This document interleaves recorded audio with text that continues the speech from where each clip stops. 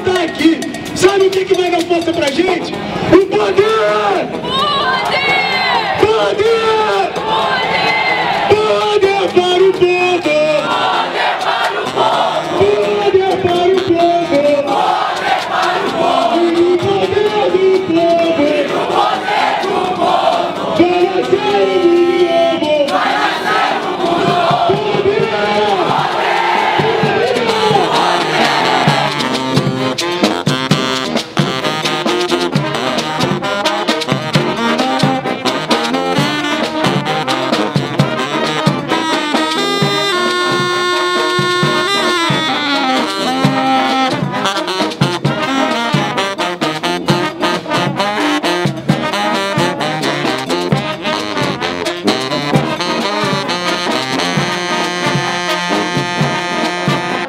Estamos hoje aqui na rua para denunciar as porradas que nós levamos, mas temos que denunciar a porrada que a educação estadual continua levando.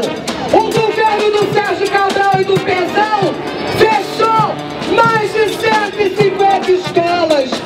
Alunos foram eliminados. Existe um processo de privatização violento. Agora é a escola Vila Lobos a bola da vez.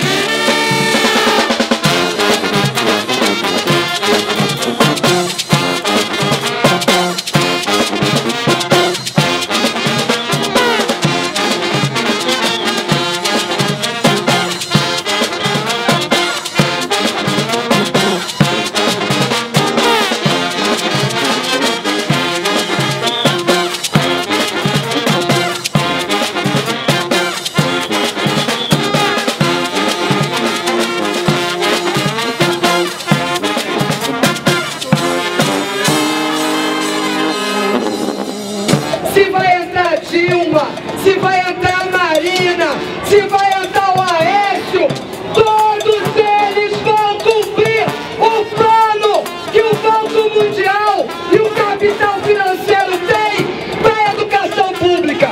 Por isso, atos como esses precisam continuar.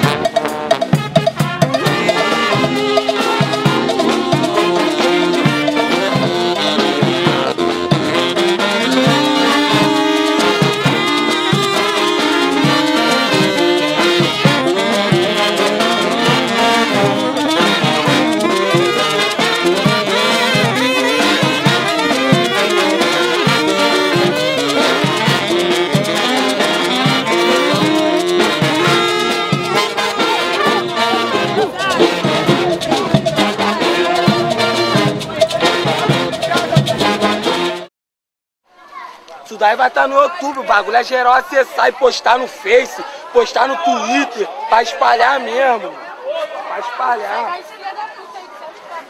Então tá pago, rapaz.